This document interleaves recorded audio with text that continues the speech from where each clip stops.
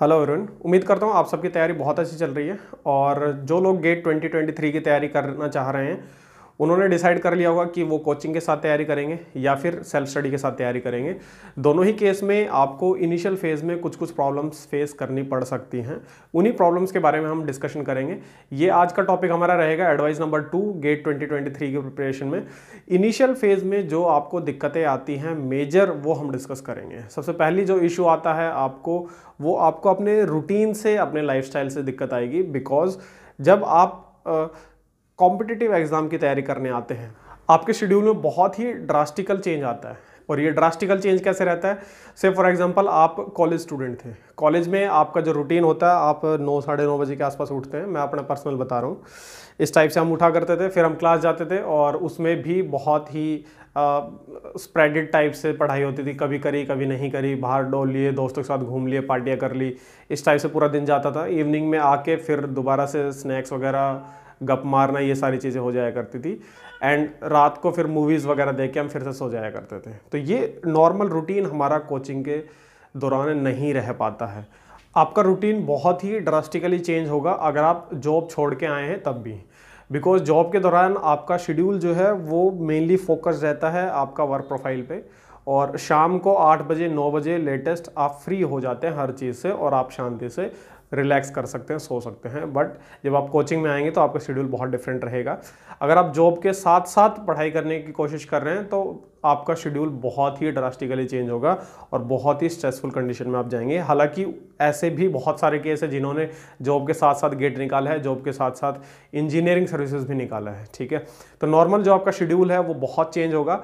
और चेंजेस में पहली चीज़ जो आती है वो आपका पूरा दिन पढ़ाई पढ़ाई आती है, बीच में आपके गैप्स आते हैं। फॉर एग्जाम्पल अगर आपने कोचिंग ज्वाइन करी है तो भी आपका मॉर्निंग में 7-8 बजे के आसपास आपकी क्लास स्टार्ट हो जाएगी। आपने कोचिंग ज्वाइन नहीं करी है, सेल्फ स्टडी कर रहे हैं, तो भी आपको सुबह 6 से 7 बजे के बीच में पढ़ाई चालू कर देनी है। तो सुबह आप पढ़ाई चालू करेंगे, फिर आपका बीच में मान लो आधा पौना घंटा ब्रेकफास्ट हुआ 8 9 10 बजे के आसपास, और फिर आपने लंच टाइम तक पढ़ाई करी। लंच टाइम तक पढ़ाई करी, 1 घंटा 1.5 घंटा 2 घंटा आपने लंच टाइम में रेस्ट लिया, 1 से 3 के बीच में। देन अगेन आपने पढ़ाई स्टार्ट करी और इवनिंग में 8 9 बजे तक आप फुली एग्जॉस्ट फील करेंगे। देन अगेन आपको कुछ ना कुछ रिवाइज आपको डिनर के बाद करना पड़ेगा। तो पूरा जो शेड्यूल है आपका बहुत ही पैक्ड रहेगा। और इस पैक शेड्यूल में इफेक्टिव जो आपके स्टडीज आवर हैं वो डेफिनेटली 6 से 7 घंटे आएंगे, इससे ज़्यादा नहीं आएंगे। और इनिशियल डेज में तो हो सकता है 5 to 6 आवर ही आ पाएँ। अब ये जो आपका शेड्यूल चलेगा ये बहुत ही स्ट्रेसफुल रहेगा। हालांकि जब हमारा मोटिवेशन लेवल स्टार्टिंग में इतना रहता है तो हम ये स्ट्रेस झेल जाते हैं। बट 10 दिन बाद, 15 दिन बाद आपको ऐसा अंदर से फील आएगा कि मैं किस डायरेक्शन में जा रहा हूँ, किस डायरेक्शन में जा रहा हूँ। इसका मतलब ये है कि आप रूटीन से बोर हो जाएंगे। दूसरा, आपको डाउट होगा कि जिस तरीके से मैं तैयारी कर रहा हूँ वो ठीक है या गलत है। तीसरा कि बहुत सारे स्टूडेंट तैयारी कर रहे हैं, मैं तो कॉलेज टाइम में भी बहुत पीछे रहा करता था लोगों से, अब पता नहीं मेरा सिलेक्शन होगा या नहीं होगा। ठीक है, बहुत सारे डाउट्स आपके मन में चलेंगे और ये सारे डाउट्स आपको थोड़ा सा स्ट्रेस कंडीशन में डालेगी और आपको ऐसा फील होगा कि मेरा रूटीन बहुत बेकार चल रहा है, मैं बहुत ज़्यादा बोर हो रहा हूँ और पता नहीं इस बड़े समंदर में मैं कहाँ तक पहुँच पाऊँगा। अब देखिए, जब आप बोर हो रहे हैं, ठीक है, ये हर स्टूडेंट के साथ होता है, मेरे साथ भी होगा, आपके साथ भी होगा, आपके हर कॉम्पिटिटर के साथ भी होगा। ठीक है, प्राइमरी जो चीज़ हमें याद रखनी है वो है कि आपको हमेशा याद रखना है कि जब आपने तैयारी करी थी तो किस मोटिवेशन के साथ स्टार्ट करी थी, क्या आपका फाइनल टारगेट था कि आपने तैयारी चालू करी थी। हाँ, आई एग्री कि जो आपका शेड्यूल है वो बहुत बिजी रहेगा, आपका शेड्यूल है बहुत ही बोरिंग किस्म का रहेगा। जो भी इंजीनियर्स होते हैं बहुत ही चिल टाइप के लोग होते हैं, बहुत ही चिल काटा होता है सबने कॉलेज टाइम में। बट जब आप पढ़ाई करने आते हैं तो फिर वो सारी चीज़ें दूर हो जाती हैं और यही कारण है कि आपका जीवन बोर होने लगता है।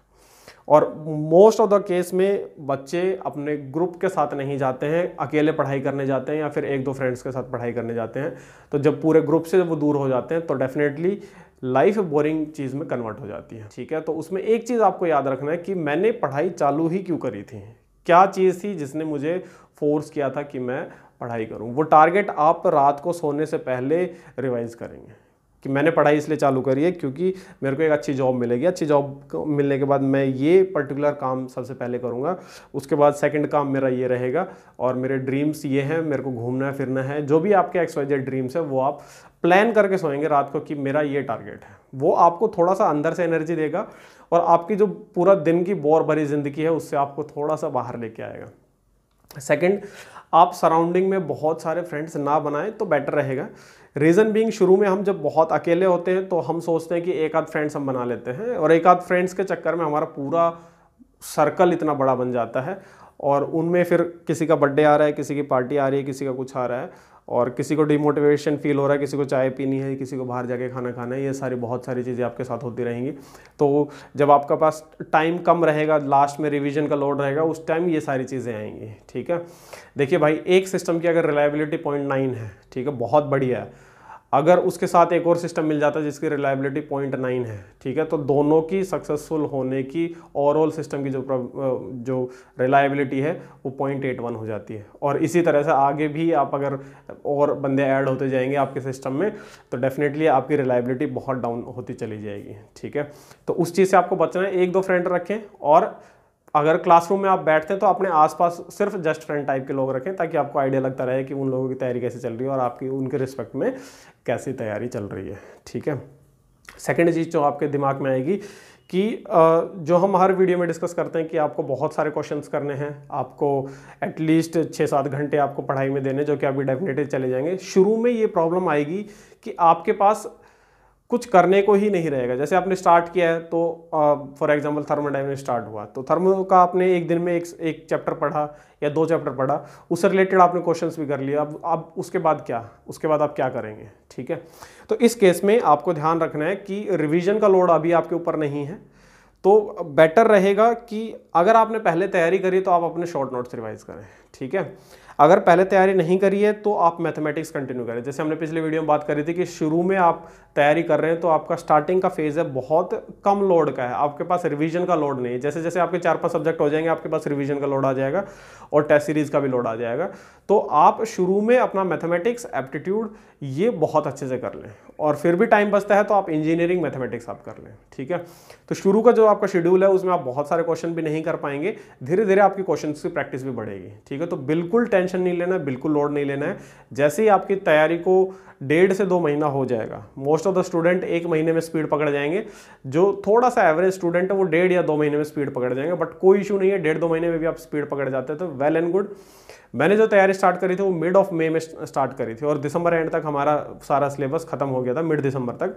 तो इस ड्यूरेशन में बहुत स्पीड का डिफरेंसेस मैंने खुद से ऑब्जर्व किया था, क्योंकि स्टार्टिंग में मेरे जो क्वेश्चंस हुआ करते थे वो 20 से 25 हुआ करते थे, और मिड दिसंबर में आते आते मैंने वो क्वेश्चंस करने की जो स्पीड है वो अप्रॉक्सीमेटली 250 से 300 क्वेश्चन तक मैं पहुंच गया था।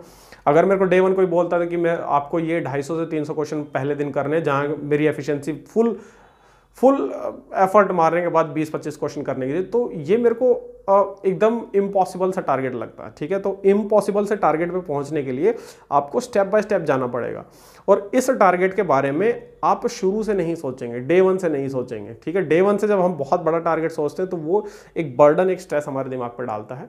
तो आपको क्या करना है, आप पूरा प्लान करके रखिए कि मेरे को इस टाइप से सब्जेक्ट कैरी फॉरवर्ड करने हैं, और स्टेप बाय स्टेप उनको करते हुए चलें। ठीक है, तो आपकी efficiency through out the period धीरे धीरे इंक्रीज होगी। आप अपने आप को अगर ऐसे किसी स्टूडेंट से कंपेयर करते हैं जो कि ऑलरेडी रैंक ला चुका है, या फिर ऐसे किसी इंसान से कंपेयर करते हैं जो कि बहुत बढ़िया परफॉर्म उन एग्जाम्स में कर चुका है, तो वो उसका वो 6-7-8 महीने के ड्यूरेशन के बाद का एफिशिएंसी है, आपकी डे 1 से वो एफिशिएंसी नहीं आएगी। ठीक है, तो वो आपकी एफिशिएंसी धीरे धीरे इंक्रीज होनी है। तो खुद को नॉर्मल रूटीन जो आपका था as a college student, as a employee of some organization, वो रूटीन तोड़ने में और आपका जो नया रूटीन है उसमें सेट होने में आपको मान के चलिए 1.5 से 2 महीना आपको लगेगा। बट उस 1.5 से 2 महीने में आपको एक्स्ट्रा करिकुलर एक्टिविटीज से थोड़ा सा दूर रहना, कि आप बार बार बाहर चले जाते हैं, आपका लंच में, डिनर में आपका 1.5 घंटा चला जा रहा है, ये सारी एक्टिविटीज़ आप नहीं करेंगे। ठीक है, शुरू में थोड़ा बोरिंग होगा, बट 1-1.5 महीने बाद आपको हैबिट हो जाएगी, और हैबिट होने के बाद आपको ये चीज़ें बिल्कुल भी बोरिंग नहीं लगेगी। आपको रूटीन आपके दिमाग में सबकॉन्शियसली सेट हो जाएगा। ठीक है, उसके बाद आपकी तैयारी बहुत बढ़िया चलेगी। और नेक्स्ट वीडियो के लिए आप के लिए क्या इंपॉर्टेंट टॉपिक है वो आप कमेंट में डाल सकते हैं। शुरू के फेज़ में जो भी दिक्कतें हैं हम कोशिश करेंगे उनको सॉर्ट आउट कर दें, क्योंकि शुरू में चीज़ें सॉर्ट आउट हो जाएंगी तो एंड में नवंबर दिसंबर में आपको प्रॉब्लम्स नहीं आएगी, तब तक आप एकदम टॉप नॉच पे चल रहे होंगे और आपका डेफिनेटली सिलेक्शन हो जाएगा। ठीक है, चलिए ऑल द बेस्ट।